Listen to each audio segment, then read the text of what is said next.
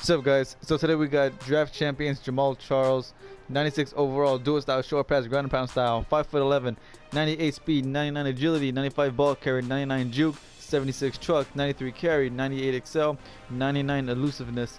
Also has a 99 spin and a very nice 93 catch, and or my bad, 92 catch, but still nice. So 99 spin, 99 juke, only an 84 stiff arm and a 76 truck, so it's not too hard to tell how you should be using this guy. But anyways, enough about the stats. Let me show you what he did on the field.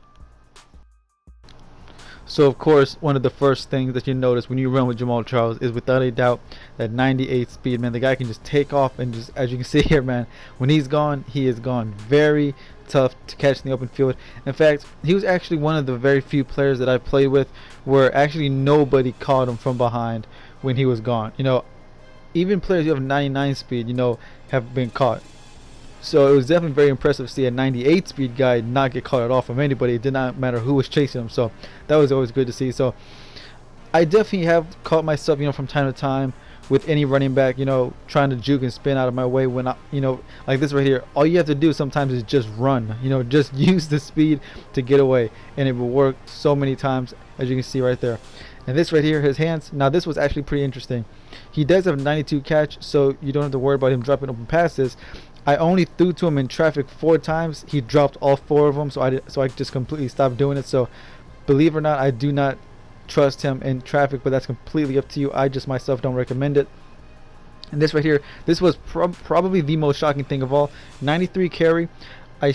I'm not kidding at all, man. This guy took about a solid 22 hit sticks. That's a strong estimate. 0 fumbles, man.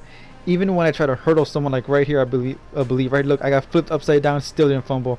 Now I'm not saying he'll never ever fumble, but as you can see here, man, it's not something that you should worry about.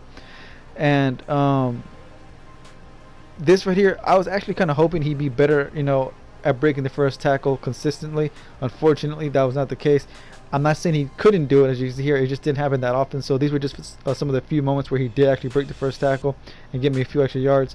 And I did in fact play a full season with him, and I did win the Super Bowl with him. And I have noticed that when I run with running backs, it's a lot easier than say wide receivers, because with wide receivers it's it's so much easier to lock down a receiver than it is a running back. But anyways, this right here is why I don't believe he's a top 10 running back, because of him just going down the first hit. He's definitely not a running back, unfortunately. That's not going to do the work for you. If you want to win with Jamal Charles, you have to know what you're doing, like this right here. This is by far what he did best, which should not really shock anybody, and that is the juke and the spin. He has a 99 spin and a 99 juke, and as you can see here, man, it's so easy to do. I do feel that he is better at AP at juking, not by much. Don't take that the wrong way. I'm just saying, I would give AP a, I would say like a 9.5. When it comes to juking, I would give Jamal Charles like a 9.7.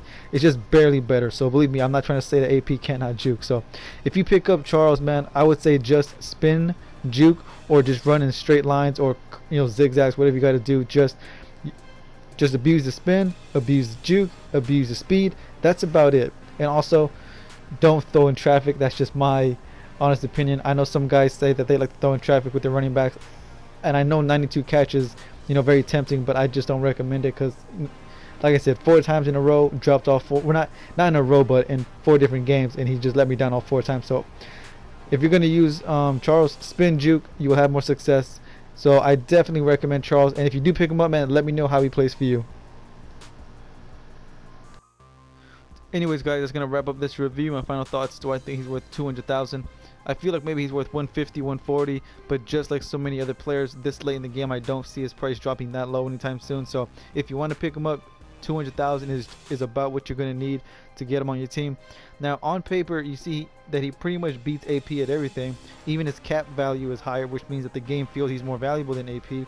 But still, after playing a full season with him, I would still honestly prefer AP. Even though he beats AP on paper, AP will still break way more tackles than Jamal Charles. He can juke maybe a little bit less than Charles, in terms of consistency. Not to say like the AP can't juke. Believe me, AP can juke and spin. I'm just saying that Jamal Charles is a little tiny bit better at it. But obviously, Peterson can also truck you and stiff arm you. So honestly, even though on paper and cap value Charles is better, you know, I would still honestly prefer Peterson to be my starter over Jamal Charles. So anyways, guys, let's go wrap this up. My next review on offense is going to be the final edition Carson Palmer, which is right here. And on defense, it's still going to be this Leonard Floyd. I'm almost done with this review. 6'6" linebacker, man. His users, it's just amazing. It's just so much fun to use her, a 6'6" linebacker. But anyways, guys, those reviews should be coming out soon. I'll see you boys then, man. Peace.